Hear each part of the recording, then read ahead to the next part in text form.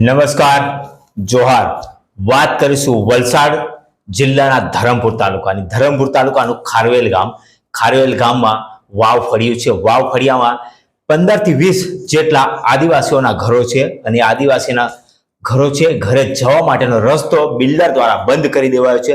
તે બાબતની સમગ્ર ઘટના છે. ધરમપુર તાલુકાના ખારવેલ ગામની ઘટના છે. બિલ્ડર દ્વારા વર્ષોથી ચાલી આવેલો રસ્તો, જે બિલ્ડરે જમીન ખરીદતાની સાથે જ રસ્તો બંધ કરી દેવામાં આવ્યો.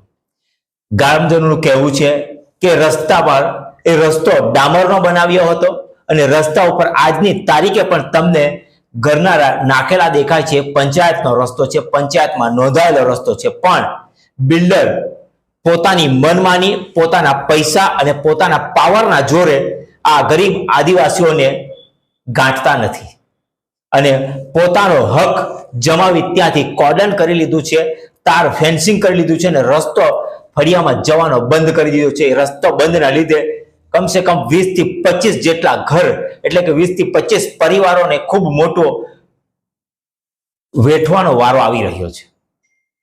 ગ્રામજનોએ ફરિયાદ કરી, મામલતદારમાં ફરિયાદ કરી, તાલુકામાં ફરિયાદ કરી, જિલ્લામાં ફરિયાદ કરી, છેવટે કલેક્ટરને પણ ફરિયાદ કરી છે, પણ હજુ સુધી કોઈ નિવારણ આવ્યું નથી. ચોમાસાના દિવસ છે. ચોમાસાના દિવસ દરમિયાન એમણે ખૂબ ફેરાવો કરવાનો વારો આવે છે. એમના ઘરે જવાની તકલીફ પડે છે, પણ બિલ્ડર જ્યારે રજૂઆત કરવા જાય છે ત્યારે બિલ્ડર પોલીસના જોરે એમને જેલમાં બેસાડી દે છે. એવા પણ આક્ષેપો કરવામાં આવ્યા છે. સમગ્ર ઘટના શું છે જાણીએ. રિપોર્ટ ચંપક પટેલનો. ખારવેલ ગામે વાવ ફળિયા ખાતે જ્યાં કોઈ રસ્તાની સમસ્યા છે, શું સમસ્યા છે, ત્યાંના સ્થાનિક છે જે આદિવાસી વિસ્તારમાં રહે છે એમને શું સમસ્યા છે એમના દ્વારા જાણીશું. બેન, શું સમસ્યા છે તમારી? મારું નામ રીટાબેન રાજેશભાઈ પટેલ. હું ખારવેલ ગામ વાવ ફળિયાની વતની છું. બરાબર. આજે હું પરાપૂર્વથી ચાલતો આવેલા ગામ આ વાવ ફળિયાનો જે ડાંબર રસ્તો ખરો ને, એ રસ્તાને 2010માં બિલ્ડરે વેચાણથી આ જમીન લીધી અને આ જમીનમાં આ અમારો જે રસ્તો ખરો, આ રસ્તો ડાંબર રસ્તો આ પૂરી દઈને એના પર 1, 2 અને 25 નંબરનો પ્લોટ પાડવામાં આવેલા. અમે અવારનવાર અધિકારીઓને જાણ કરી અને SSRD સુધી અમે પહોંચ્યા. ત્યાંથી અમને જવાબ આપવામાં આવ્યો કે તમારો રસ્તો મામલતદાર સાહેબ અને કલેક્ટર સાહેબ ખોલી આપશે. બરાબર. પછીથી અમે મામલતદાર સાહેબ અને કલેક્ટર સાહેબની રાહ જોતા 2-3 મહિના થઈ ગયા. અવારનવાર અમે કલેક્ટર સાહેબને મળવા માટે વલસાડ ખાતે મુલાકાત લીધી, પણ તે છતાં એ લોકોએ અમને કોઈ જવાબ નથી આપ્યો. તે પછીથી અવારનવાર અમે અરજીઓ આપી, લેખિતમાં અરજી આપી, પણ અમને આમ તેમ પિંડળું વાળીને મોકલી આપે. બરાબર. તમને બરાબર જવાબ આપવામાં નથી આવતા કે ત્યાં અધિકારી ચેક કરવામાં આવે? જવાબ આજ સુધી અમને મળેલો નથી. બરાબર છે. અને અમે જ્યારે પણ બિલ્ડર હાથે મુલાકાત કરીએ એટલે બિલ્ડર પોલીસ સ્ટેશનમાં અમને લઈ જઈને પોલીસ વાળાને બોલાવી લે. શાના માટે? તમે ખોટી રીતે અમને હેરાનગતિ કરે, આ અમારો રસ્તો છે. બરાબર. આવું બોલે. તો પ્રશ્ન શું છે તમારો કે રસ્તામાં શું જેવું કરવાનું છે? આ અમારો પરાપૂર્વથી ચાલતો આવેલો, એ લોકોએ જ્યારે એને મંજૂરી મેળવી ત્યારે એ લોકોને એને મંજૂરી મેળવીને એમાં એ લોકોએ એમ દર્શાવવામાં આવેલું કે આ જમીન 56 બ્લોક નંબર 56 વાળી જમીનમાં કોઈ પણ જાતના પાકા રસ્તા કે ડાંબર રસ્તો, પગદંડી રસ્તો, આ વીજળીના થાંભલા, ગેસ લાઈન કે એવું કોઈ લાઈન નથી છે એવું બતાવીને એ લોકોએ એને મંજૂરી મેળવી. બરાબર.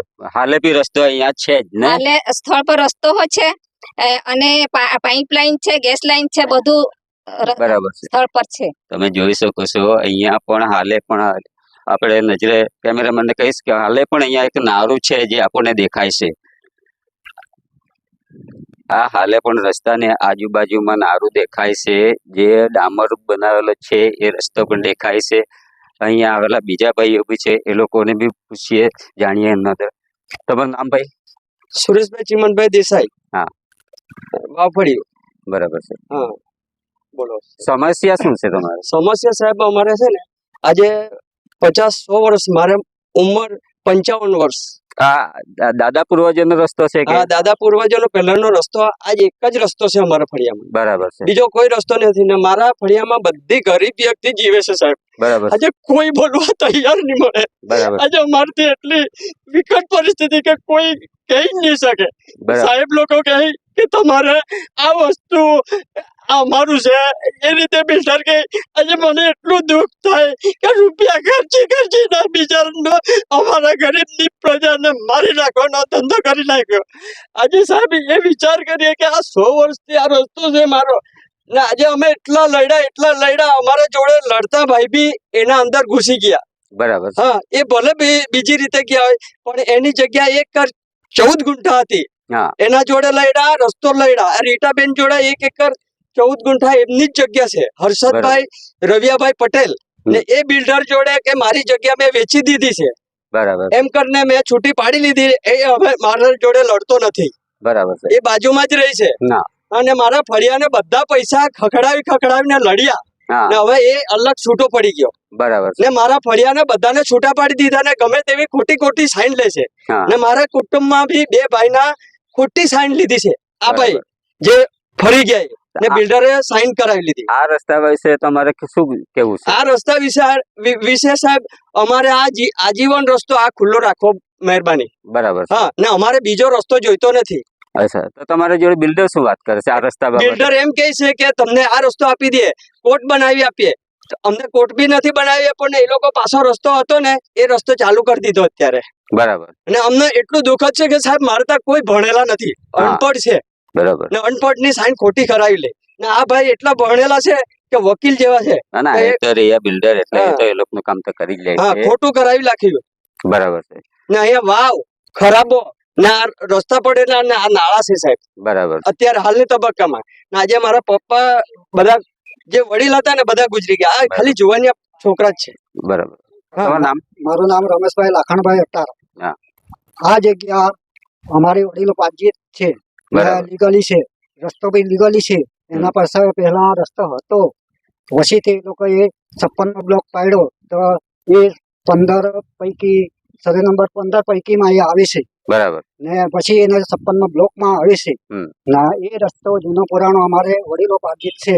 બરાબર અને આ છે. જે બાપ દાદાની અમારી જગ્યા છે હમ ને તેમાં એ છે ને એ ગણોદધારામાં 4 એકર 28 ગુંઠા ગણોદધારામાં છે અને 6 એકર જેના વડીલો પાજીતમાં છે. આ રસ્તો ડામર કોઈ વાર થયેલો કે થયેલો પંચાયતમાં બોલે છે? પંચાયતમાં બોલે 2001માં 2005માં 2008માં પંચાયતમાં બોલે છે.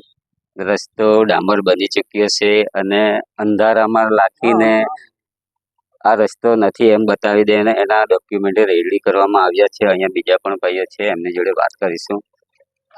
મારું નામ રાજેશભાઈ વેલજીભાઈ પટેલ, ખારવેલ વાવફળિયો. આજે સાહેબ પરા પૂર્વથી આ રસ્તો ચાલતો આવેલો હતો અને એમાં જે હેતલ દિલીપ દેસાઈ, દેવેન્દ્ર પરસોત્તમ કટારિયા એ લોકો એ જગ્યા લીધી 2010માં. અને તે પહેલા અમારા ગામ પંચાયત દ્વારા, તાલુકા પંચાયત દ્વારા જે રસ્તો બનાવવામાં આવેલો હતો અને અહીંયા પાણીની વાવ હતી, ખરાબો હતો. અહીંયા પંચાયતના નાણાંનો ખર્ચ પડેલો છે અને અહીંયાથી હેક્ઝોન ફેક્ટરીથી શરૂ થઈ ગોવિંદ નરસિંહના ઘર સુધીનો જતો રસ્તો 550 મીટર 2,50,000નો ખર્ચ કરવામાં આવેલો છે. અનેક વાર ખર્ચ કરેલો છે. 2-3 વખત એ લોકો નાળાના પાઇપલાઇન એ બધું મોટી ટાંકી બનાવવામાં આવી છે. બધાને આખા ગામમાં પાણીની વ્યવસ્થા કરવામાં, અહીંથી લાઈન પસાર થાય છે. પણ એ લોકો જો જ્યારે એને કરાવી ને ત્યારે એ લોકો એમ દર્શાવ્યું કે અહીંયા સ્થળ પર અહીંયા ગાળા રસ્તો નથી, પગદંડી રસ્તો નથી, પાકો રસ્તો નથી, વાવ નથી, પછી પાઇપલાઇન, ગેસ લાઇન, તારના થાંભલા નથી. એ રીતે દર્શાવીને એ લોકો એને મંજૂરી મેળવેલી છે. એટલે માટે આ તાત્કાલિક રદ કરે અને અમારો વાવફળિયાનો રસ્તો હેક્ઝોન ફેક્ટરીથી ગોવિંદ નરસિંહના ઘર સુધીનો તાત્કાલિક ખુલ્લો કરવામાં આવે અને અહીંયા જે રસ્તા પર હમણાં પથ્થર, તાર ખૂટા એ જો મારેલા છે એ તાત્કાલિક ખુલ્લા કરવામાં આવે, નહીં તો પછી અમારે નો ચિંધે આગળ જવું પડશે. હા, બોલો. હવે ચૂંટાયેલા નેતાઓને તમે શું કહેવા માંગશો? સાહેબ, ચૂંટાયેલા નેતાઓને અમે તો શું કહેવા માંગીએ કે આજે ગામ પંચાયતનો જે રસ્તો બિલ્ડરે જે દબાવેલો છે તે રસ્તો ધવલભાઈ આવે, અનંતભાઈ પટેલ આવે, અરવિંદભાઈ પટેલ આવે. હવે અમારી એટલી જ ફળિયાની અને ગામજનોની આશા છે કે સ્થળ પર આવી અમને રસ્તો ખુલ્લો કરી આપે એવી અમારી મોટી આશા છે. ન્યાય માંગીને બેઠા છો હે ને? હા, એ તમને ન્યાય અપાવશે એવો ન્યાય તમને અપાવે. વિશ્વાસ છે? એવી અમારી બધાની માંગ છે. બરાબર. સમગ્ર ઘટના તમે જોઈ ઘટનામાં શું થયું છે, ઘટનામાં લોકો ત્યાંના રહીશો શું કહે છે. એક વ્યક્તિ હતો, રસ્તો બંધ થઈ ગયો છે અને પોતાની તકલીફની વેદના રજૂઆત કરતા કરતા કેમેરાની સામે રડી પણ પડ્યા. આ એમની વેદના છે. એમણે કહ્યું છે કે અમે પૈસા ખર્ચીને થાકી ગયા છે આ રોડ ખુલ્લો કરવા માટે, પણ લોકો અમારી વાત સાંભળતા નથી બિલ્ડર વાત સાંભળતા, નથી તંત્ર વાત સાંભળતું. છેવટે એમણે સાંસદ ધવલ પટેલને પણ ગુહાર લગાવી છે કે સાંસદ ધવલ પટેલ આમાં વચ્ચે પડીને કંઈક વચગાળાનો રસ્તો કાઢે તો સારું. પણ જોવા જઈએ તો આ રસ્તો વર્ષો જૂનો છે, પંચાયતના રોડ બનેલા છે, ગરનાળું નાખવામાં આવ્યું છે, એટલે કાયદેસરનો રોડ પંચાયતમાં નોંધાયેલો હોવો જોઈએ. છતાં પણ તંત્ર કેમ આ ખાડા કાન કરે છે, કેમ આ બિલ્ડરની વાત સાંભળે છે, કેમ આ પૈસાદાર બિલ્ડરના પડખે ઊભું છે તંત્ર, એ સમજાતું નથી. આ ગરીબ કેમ કકલાટ કરવા મજબૂર કરે છે એ સમજાતું નથી. પણ સાંસદ ધવલ પટેલને એમણે રજૂઆત કરી છે અને કલેક્ટર ઓફિસમાં પણ એક અરજી આપી છે કે અમારો રસ્તો વહેલી તકે ખુલ્લો કરાવો. પણ આવનાર સમયમાં જોવાનું રહેશે કે રસ્તો ખુલ્લો થાય છે કે પછી આ આદિવાસીઓને કકળાટ કરતા અને રજળપાટ કરતા ખુલ્લા મૂકી દેવામાં આવશે.